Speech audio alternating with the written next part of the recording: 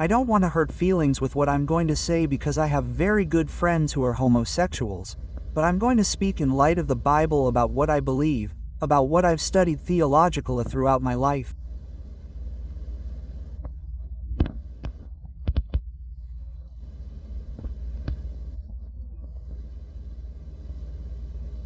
Did you see the defiance and arrogance that the Cuban tyranny has with the issue of the family code and the union of same-sex marriage?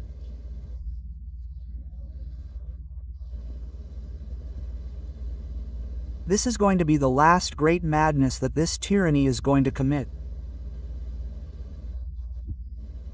And from here on out, the destiny of this tyranny is dark, and the people of Cuba are going to have to pay for it inevitably.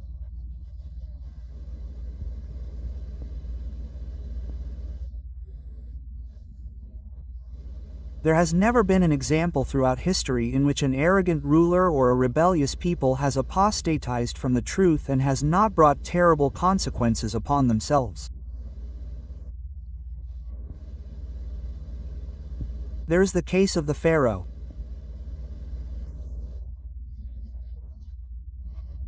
10 plagues were not enough to make the arrogant monarch and his idolatrous people understand that God did not support slavery or anything that had to do with so much abuse and oppression.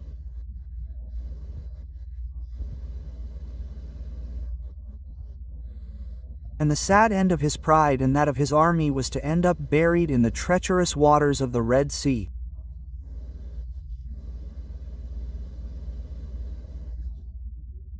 The same thing happened to Balaam, son of Shepor, the prophet Balak sent for to curse the people of Israel.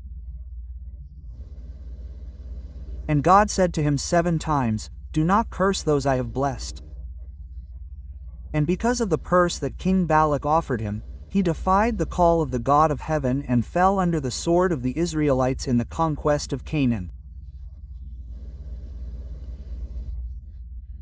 The same thing happened to the proud king of Jericho, who did not want to surrender and ended up crushed by the walls.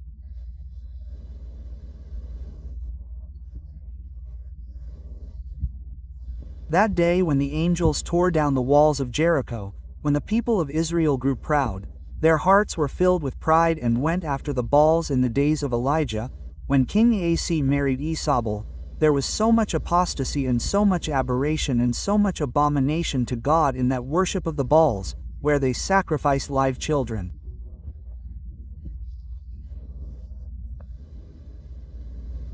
That God called the prophet Elijah, and Elijah went and pronounced the sentence of divine punishment on that land. And for 3.5 years neither dew nor rain fell on the land. Almost everything that lived on the earth died. And the same thing happened to Nebuchadnezzar because of his pride and arrogance, for not recognizing that the God of heaven had given him greatness and that it was not the product of his sword or his conquest. And God gave him the heart of a beast and wet him with the dew of heaven, and he grew hair like a donkey and claws like an eagle.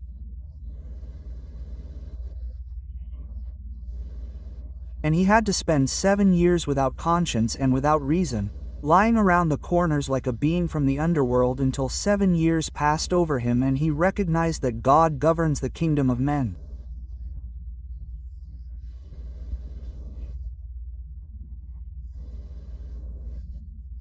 On the night of Belshazzar's drunkenness, when he ordered the sacred vessels of the temple to be brought, and a prostitute, and castrated men, and men without virility, and sick men, and depraved men of every kind, there were at that night's supper, mocking and profaning the sacred things that belonged to the God of Israel for the service in his temple.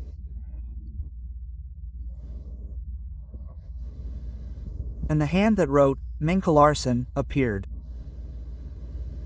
And at the cries of the queen mother, Daniel arrived, and the proud monarch offered him a robe, a gold necklace around his neck, and the proclamation that he was to be the third in the kingdom.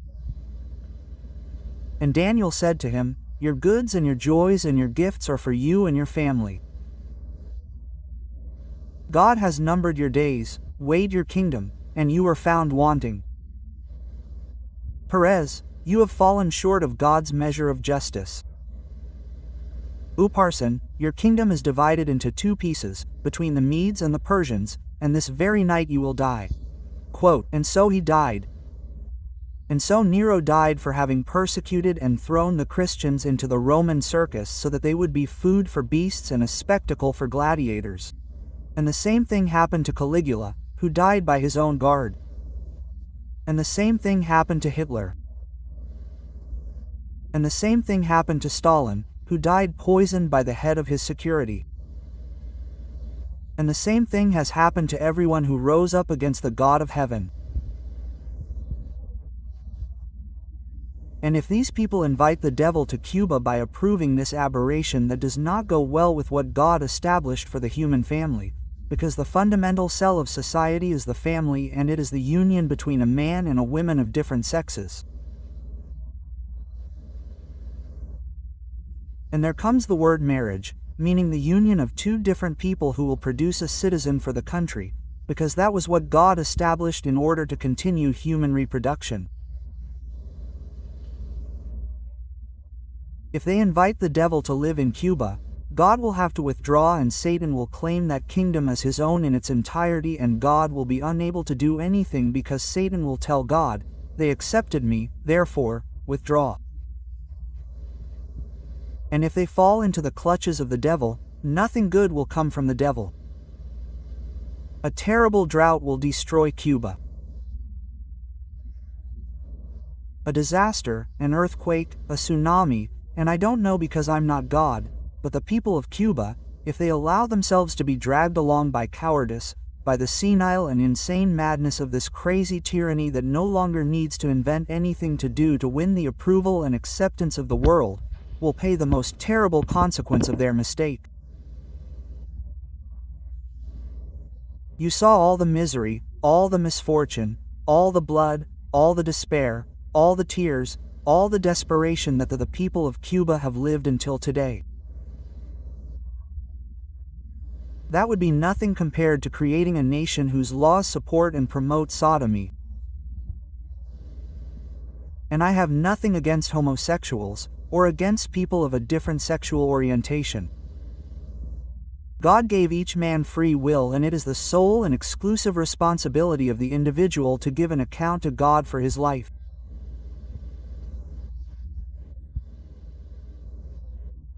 But when you try to supplant the will and what God established in this world, then you have to abide by the inevitable consequences of your choice.